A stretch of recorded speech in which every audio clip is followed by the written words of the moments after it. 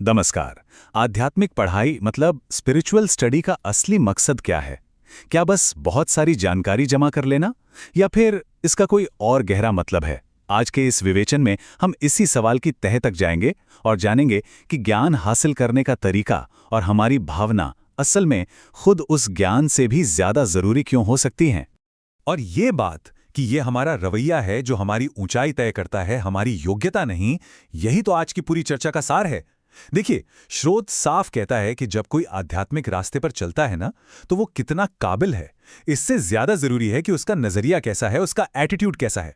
सच तो ये है कि हमारी अंदर की हालत ही तय करती है कि हम इस रास्ते पर कितना आगे और कितनी तेजी से बढ़ेंगे। तो आगे हम क्या क्या देखने वाले हैं? पहले तो ये समझेंगे कि रवैया ही सब कुछ क्यों है। फिर देखेंगे कि इस ज्ञान का आधार क्या है, कहाँ से आया है। इसके बाद हम महान आचार्यों से कुछ जरूरी सबक लेंगे। फिर बात करेंगे कि इस पढ़ाई का दोहरा मकसद क्या है, और आखिर में ये जानेंगे कि असल में सक्सेस यानी सफलता का मतलब क्या है। चलिए, तो सबसे पहले और सबसे अहम पॉइंट से शुरू करते हैं। देखिए, आध्यात्मिक पढ़ाई में ना क्या पढ़ रहे हैं, इससे कहीं ज्यादा जरूरी ये हो जाता है कि हम कैसे पढ़ रहे हैं, मतलब किस भावना के साथ पढ़ रहे हैं। हमारा इरादा, हमारी नीयत ही आखिर में तय करती है कि नतीजा क्या होगा। अच्छा, ये जो सारी बातें हो रही हैं वो भक्ति शास्त्री कोर्स के संदर्भ में हैं। तो ये भक्ति शास्त्री कोर्स है क्या? ये वैष्णव परंपरा में शास्त्रों का एक, कह सकते हैं, सिस्टमैटिक कोर्स है। इसे इसलिए बनाया गया है ताकि जो लोग आध्यात्मिक रास्ते पर हैं उनकी समझ और उनका विश्वास और भी गहरा हो सके, उन्हें एक मजबूत नींव मिल सके। तो फिर सवाल यह उठता है कि आखिर यह आध्यात्मिक ज्ञान इतना जरूरी है ही क्यों? स्रोत इस बात पर जोर देता है कि ये जो पूरी दुनिया बनी है ना, इसका एक मकसद है। मकसद ये है कि हम सब यानी जीव पारलौकिक ज्ञान के जरिए भगवान की शरण में जाएं। ये एक मौका है ये समझने का कि ये भौतिक दुनिया ही सब कुछ नहीं है, और ज्ञान के सहारे वापस परम सत्य की ओर मुड़ा जा सकता है। ठीक है, तो रवैये की अहमियत तो समझ आ गई, पर ये ज्ञान ये आया कहाँ से है? अब हम इसी पर बात करेंगे। देखेंगे कि इसकी जड़ें कहाँ हैं और इसे कैसे पीढ़ी दर पीढ़ी हम तक पहुंचाया गया है। शील प्रभुपाद ने कहा है कि पुस्तकें आधार हैं। क्यों? क्योंकि यही पारलौकिक ज्ञान हमारे आध्यात्मिक जीवन की बिल्कुल बुनियाद है। ये कोई मनगढ़ंत कहानी या किसी की कल्पना नहीं है। ये एक ठोस नींव पर टिका है जिसे समय के साथ आगे बढ़ाया गया है। और ये ज्ञान हम तक पहुंचा कैसे? देखिए, ये एक पूरी परंपरा, एक चेन है। इसकी शुरुआत की वेदव्यास जी ने वेदों को संकलित करके। फिर बीच में एक ऐसा समय आया जब शास्त्रों का गलत इस्तेमाल होने लगा। तब भगवान बुद्ध आए उसे रोकने के लिए। उनके बाद शंकराचार्य जी ने वेदों की सत्ता को फिर से स्थापित किया। और फिर वैष्णव आचार्यों ने आकर ये साफ किया कि असली मंजिल तो भक्ति है। और आखिर में चैतन्य महाप्रभु ने इसी ज्ञान को अपने जीवन में जी कर दिखाया। तो ये जो परंपरा है ना, ये हमें सिर्फ किताबी ज्ञान नहीं देती, बल्कि ये भी सिखाती है कि उस ज्ञान को अपनाना कैसे है। और अब हम कुछ ऐसे महान आचार्यों के उदाहरण देखेंगे जिनसे पता चलता है कि ज्ञान और विनम्रता का कितना गहरा अटूट रिश्ता है। पता है, इस रास्ते पर सबसे बड़ा खतरा क्या है? वो है अहंकार, प्राइड। स्रोत एक बहुत ही जबरदस्त उदाहरण देता है, गोपियों का।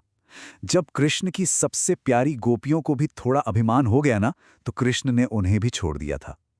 सोचिए, इससे साफ पता चलता है कि अहंकार भगवान को कितना कितना ज्यादा नापसंद है।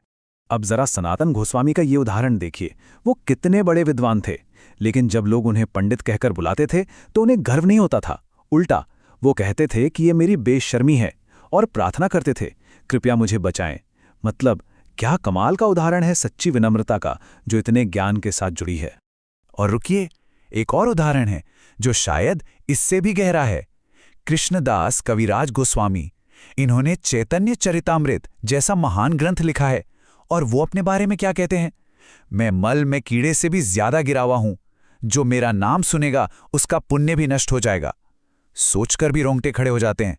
इतनी गहरी विनम्रता, ये उनके विशाल ज्ञान का ही सबूत था। तो इन दोनों उदाहरणों से एक बात तो बिल्कुल शीशे की तरह साफ हो जाती है, असली ज्ञान और असली विनम्रता ये एक ही सिक्के के दो पहलू हैं। इन्हें अलग कर ही नहीं सकते। जैसे जैसे किसी का ज्ञान बढ़ता है, उसका अहंकार अपने आप कम होना चाहिए, बढ़ना तो बिल्कुल नहीं चाहिए। तो फिर सवाल उठता है कि अगर सिर्फ विद्वान या पंडित बनना मकसद नहीं है, तो फिर इस पढ़ाई का, इस अध्ययन का असली मकसद है क्या? चलिए अब इसी को समझते हैं कि इसके दोहरे उद्देश्य क्या हैं। श्रील प्रभुपाद ने इसके दो बहुत साफ कारण बताए हैं। पहला है अपने दिल को, अपने हृदय को शुद्ध करना, और दूसरा, जब अपना दिल शुद्ध हो जाए तो इतनी काबिलियत हासिल करना कि दूसरों के दिलों को बदलने में उनकी मदद की जा सके। पर दिल को शुद्ध करने का मतलब क्या है? इसका सीधा सा मतलब है मैं कंट्रोलर हूं, सब कुछ मेरे हिसाब से चले, इस वाली सोच को छोड़ देना और इसकी जगह मैं एक सहयोगी हूं, मैं एक सेवक हूं, इस सोच को अपनाना। मतलब अपने अहंकार और हर चीज पर हक जताने की भावना को छोड़कर सेवा की भावना को जगाना।